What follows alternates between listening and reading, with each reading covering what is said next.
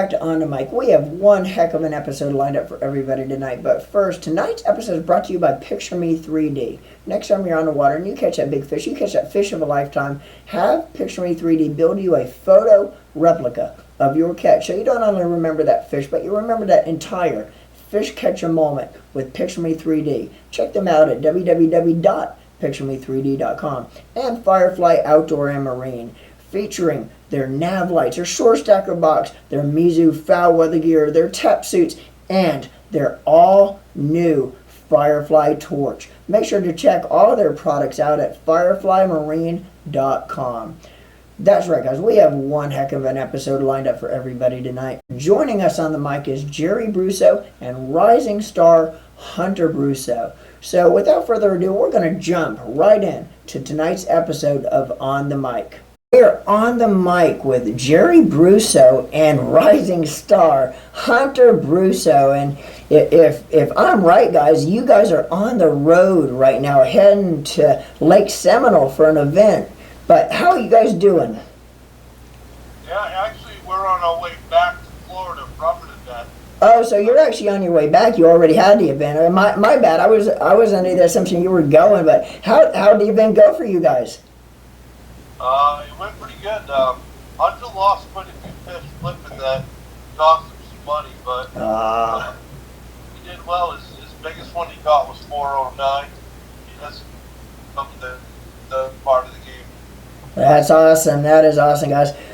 We're going to jump right into this here, guys, and then we're going to come back to the event you guys just fished in on Seminole here towards the end of the show. But I want to talk to you a little bit now. On last week's episode, I had the VP corporate sponsorship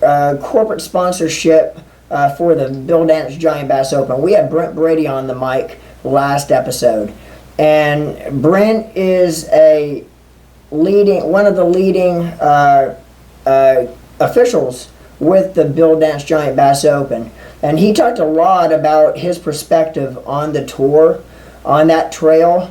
But we got his perspective. We're wanting to get, you guys as anglers, we're wanting to get the perspective on the Bill Dance Giant Bass Open from you guys, which is anglers that fish that tournament series. But guys, the first thing I want to talk to y'all about is the format. Now, I think the way they have this format set up, they are killing it. And I mean that in a good way. Now, if you're not familiar, if our viewers aren't familiar with the Giant Bass Open, the Bill Dance Giant Bass Open, the tournament format is you're allowed 3 people on the boat. Now, the 3 people could be made up of 2 junior anglers and 1 adult, or 2 adults and 1 junior. But their mission on doing this trail is to get the juniors out in nature, in the outdoors, and get the younger anglers to be able to get them involved with fishing and with the sport we love so much. So, Gerry and Hunter, if you could elaborate that a little bit on the format, and what's your thoughts on how the format is set up for this trail? I think the format is really, really good, and I think they run a great trail. I mean, we really enjoy fishing it, don't you, Hunter? Yeah. You catch checking every event since last July, isn't that right? That's correct. And I think it's something that was needed.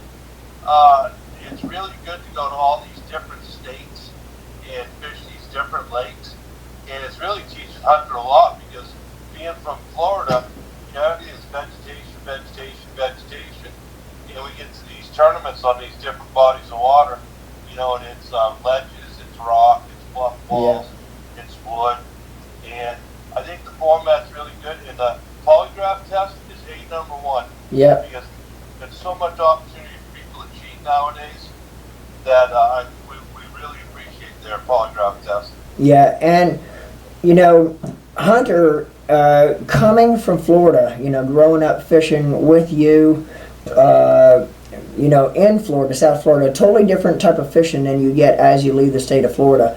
So, with Hunter being able to go fish all these other types of bodies of water, and like you said, some are rocks, some ledges, some bluffs, stuff you never even dream of seeing in Florida. Really, what that's doing in the long term, Gerry, is it's kind of setting Hunter up for success as his career progresses. And as Hunter gets older and starts wanting to fish some bigger events on the adult side of things, and possibly one day turning pro. I mean, at a young age like that, being able to fish all these other bodies of water, it's really just setting him up for success at a later time. Yeah. I've also fished smallmouth and spot fish too. Exactly, and that kind of goes back to what I'm talking about too. Is you you definitely don't catch smallmouth and spots in Florida. So it's kind of widening your horizons, I guess you could say, at a young age like that, where a lot of young anglers, when they grow up in one part of the country and they're dialed into fishing one type of lake wherever they're from, they don't have those opportunities to be able to do what you're doing and really be able to learn at a young age how to fish all these other bodies of water that you don't really see in Florida. Yeah, I also fish in deeper waters too, so I gotta know the difference between shallow and deep.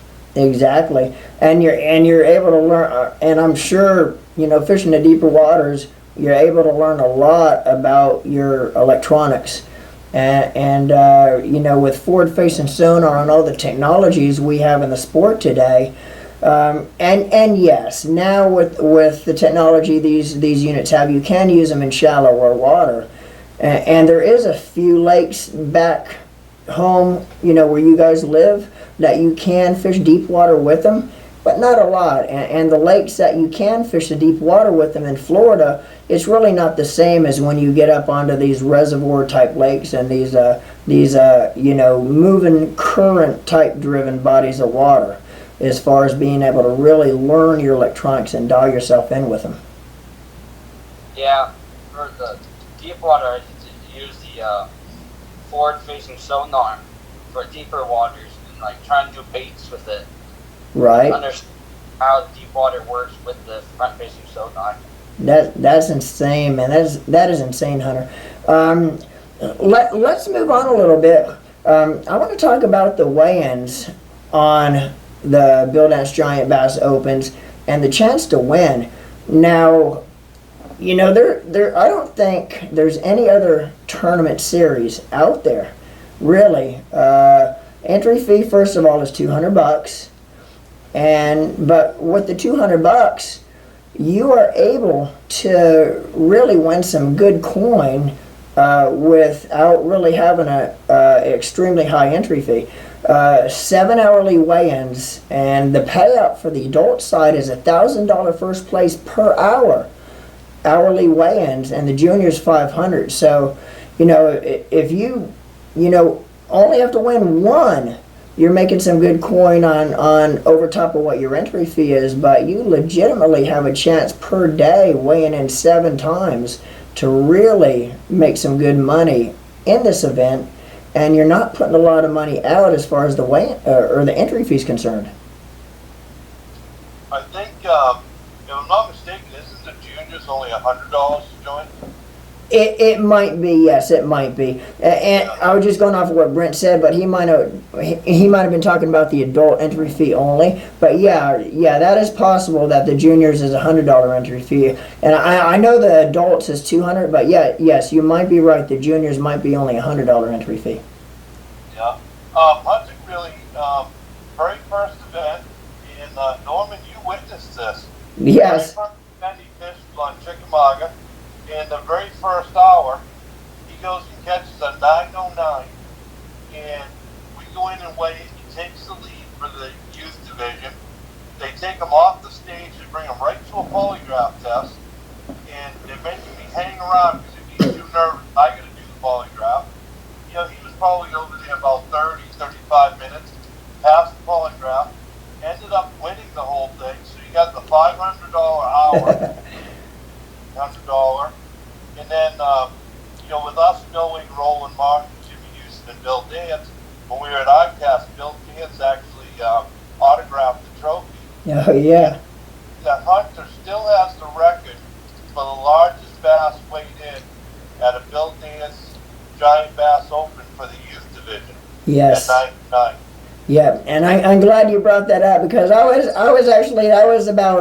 was on the list of things to talk about. We were going to talk about that, but we're going to move right into that, because that's too exciting to wait, a few more questions from now. So let's jump right into that, man. I was going to talk to you because you guys have Chickamauga.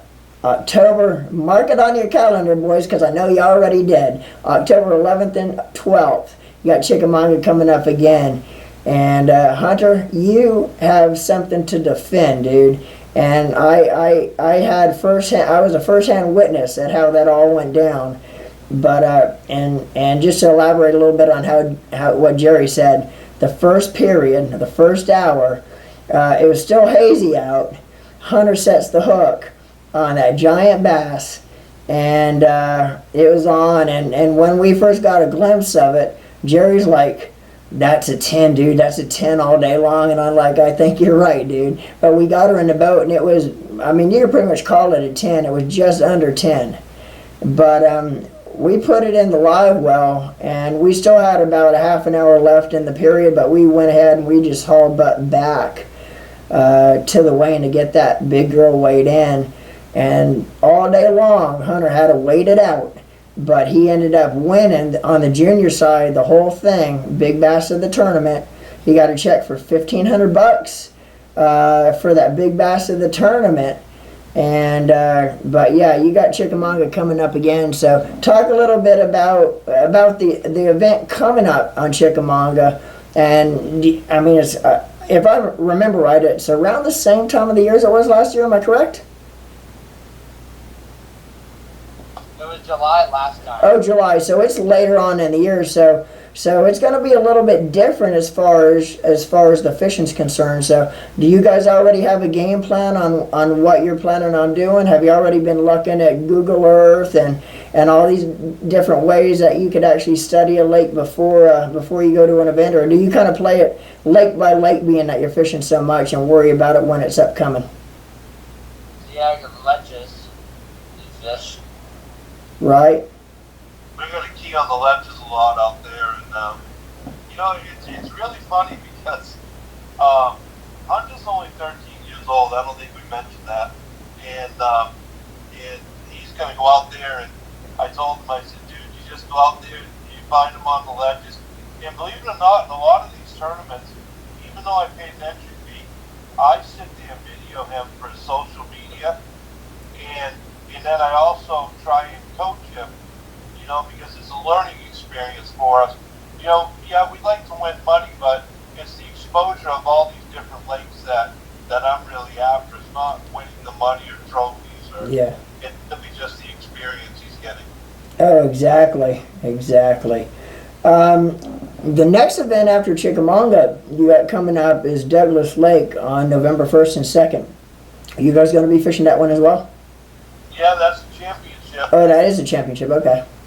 Believe it or not, when Chickamauga finishes, Hunter and I need to jump on an airplane and fly back to Florida. I've got to leave my truck and boat up there in Tennessee someplace. I've got to jump in another truck and boat and fish Hunter as his boat captain in the Florida Bass Nation tournament on Lake Paris. As soon as that's done, I'll be filming with Ricky Medlock from Leonard Skinner, and then I jump back on the plane, head up to Tennessee, and go practice Douglas. But every one of these events, Hunter flies in after school on Friday night. I pick him up at the airport. He fishes Saturday, Sunday. Sunday night, I bring him back to the airport, get him on an airplane, and he flies back so he can be in school on Monday. Exactly. He doesn't miss any days of school. Exactly.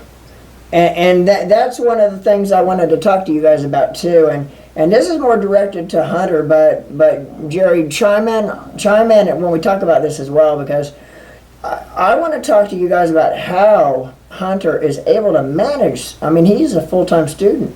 13 years old, and he is a good student at that, good grades, but he's able to manage, his good grades, school, and really fishing all over the country. And I kind of think back to when I was 13. It was barely all I could do just to be a C plus average and manage my schooling. Forget doing anything else. I couldn't even manage my school. So, and what Hunter's doing as a junior angler, Gerry, and we kind of talked a little bit before we started recording, and I'm not sure if Hunter realizes what he is doing, but he's doing something unprecedented that, there's not a lot of junior anglers that's doing what he's doing, and not only doing it, but doing it well. And like you just mentioned, Gerry, sometimes in order not to miss a day of school, he's actually flying and meeting his boat at the event, fishes the event, cashes a bunch of checks in the event, jumps on an airplane, heads back so he could catch school on Monday. So I want to talk a little bit. How does he, dude? I just want to know how you manage that, because you're not only managing it, you're killing it, Hunter. And also about those flights, like after those, I also have to maintain AP AB. I have to maintain an AB. I also have tutors that he pays for, and I have to study a lot too. Exactly, and seriously, man, like I say, you are doing something that I don't think many kids your age could even think about doing, let alone do it successfully like you're doing, man. But whatever you're doing, keep it up. But and I think a lot of it comes with your family too, because you got a great support system, and it all starts with Gerry. I've known Gerry. I've known your grandfather for a long, long time, and we fished against each other. We fished with each other on a few times, but we've been friends for a long time, and there's no better teacher to have in your corner than Gerry.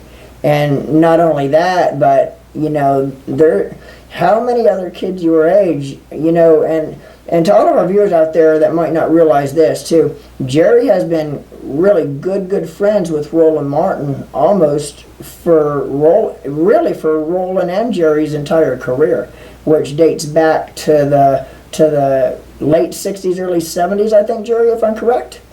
But Gerry is also Roland's full-time team partner as well. But Hunter's able to get out on the boat with you guys and film with Roland, and so basically Hunter, you don't really have Gerry, you have Roland Martin, a living legend, teaching you, and you got Gerry, which is a legend as well in Florida. So whatever you're doing, guys, you are doing it right, and you got some good support system, and it all starts with your family. You did hit on a very big thing. The amount of people I know, because I've been doing this for so long. I've been on the Ranger Mercury team for over 40 years, and I know most of the pros. And Hunter can get on the phone, and he has gotten on the phone with people like Buddy Gross, and Scott Martin, Jimmy Houston, Randy Howell, Kevin Van Dam. Oh yeah. And he can talk to them on. They know him. I mean, they've said they wanted to film with him. They have time. We all have a busy schedule. So he's had a bunch of people that have helped him out. He's been very fortunate, and I consider them great friends. I thank them all the time for what they do. And you're right. I mean, it's a big investment, and for a 13-year-old, we haven't even started to discuss that he's paid to fish and that he owns a big company at 13. And we've done a lot of things to multitask him, and it's all come with an expense. And I'm not going to lie to y'all. I'm thinking that to fish one whole year with the airfare and the Airbnbs and everything, to put him in these events, it's probably going to run someplace around $35,000 to $40,000. Exactly. Well, with that being said, right there, Jerry, that kind of leads us right into talking about Spike It. Now, Spike It is Hunter's signature sponsor, and they actually are a monetary sponsor of Hunter's, which helps out with Hunter's expenses and basically pays Hunter to fish these tournaments. So let's talk about that a little bit. Talk about Spike It. And Spike It being one of Hunter's really paid sponsors. Yeah, they've been such a great help. It's crazy all they've done for him, and they sent him his favorite baits. They sent him molds because Spike It also has Color Tech and Lowworks, and they also have that product called Sonic Tote that's made forward-facing sonar. So they've provided him with probably $10,000 or more of all of their products and everything. He has the molds to make his own baits, his own colors, and a lot of times that's what he's using, stuff he's created. And we were all at ICAST together. You saw Jimmy rolling, yep. Hunter, myself, and as a joke, Will over at Spike It told Roland, he goes, if Hunter keeps banging this ball out of the park, we may have to take some money from him so we can pay him a little more. Oh, yeah. And, talking about Spike It, Hunter also has his own bait company where he makes his own baits, and some of the molds that he uses to make his baits is supplied to him by Spike It as well.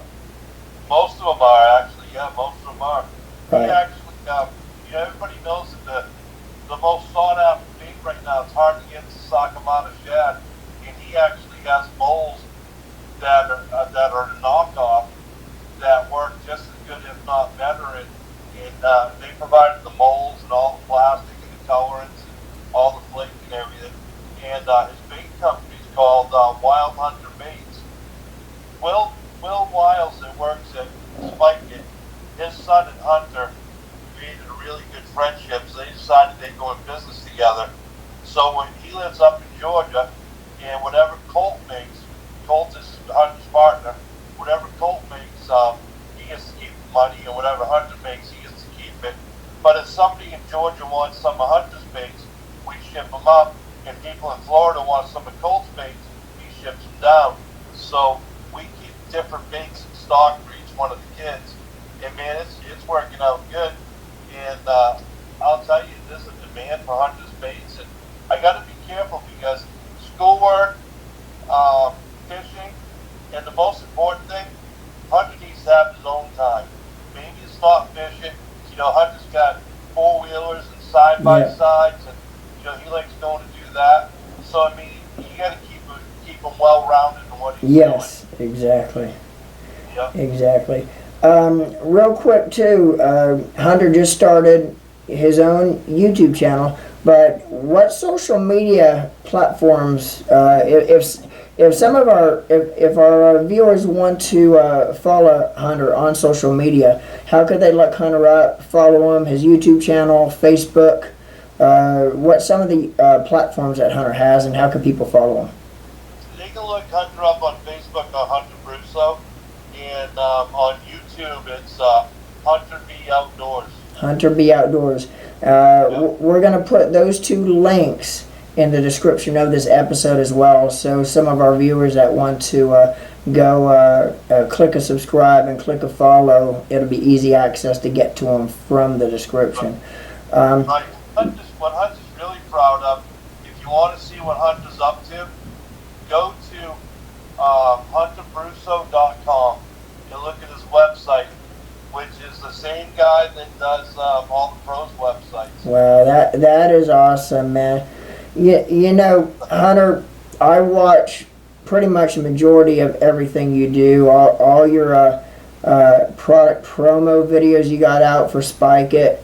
And let me tell you, you promote your products, you promote your sponsors as good, and in some cases better than some adults do, as far as the way you put it out to the viewing audience. So Hunter, man, keep doing what you're doing, dude. You are killing it out there. Kudos to you, Gerry, because you are the one behind Hunter. You're making sure you're. And we talked a little bit at ICAST. We done a couple videos with ICAST at the Spike It booth, and pretty much Hunter was straight up. He says, you're the one that makes sure of his schedule, make sure he's where he has to be, when he has to be. So kudos to you as well, man, because what you are doing, is extremely draining on the body as well. So kudos to both of you. But Hunter, keep doing what you're doing, my man. And we're going to end this thing, but is there anything else that you might want to bring up, Gerry or Hunter, or talk about real quick before we end the show? I do want to mention something. Watch Hunter's stuff for this new company. It's a kids club that I started. I own it. It's called Kids for Fishing, and it's kids number 4 fishing. And we're seeking our 501c3 right now. I put Hunter to own this company when he gets older. And what we're doing is we're providing a platform for the kids to have 3 different levels of competition. Bass Nation being one, a challenge series being the second, where it's going to be Major League Fish-wise. You catch it, release it right away. It's going to be, the kids are going to be live on Facebook during the tournament. And then we have a local one for little kids where kids like Hunter are going to teach the little kids how to fish. And it's going to be a great thing. We have scholarships. There's a lot of kids that can't afford to fish. We've provided boats for them, and we've paid all their entry fees. We've given them rods, reels. Hunter makes tackle for them free of charge. And it's Hunter's way of giving back for everything that everybody's done for him. And Hunter, you're pretty excited about it, aren't you? Yeah, I am. That's awesome, Hunter. That is super sweet. Do you guys have a platform or a social media platform set up yet for that? No, we're just getting that off the ground. This is the first event, the one we just left in Seminole, that we actually sent 2 teams up there.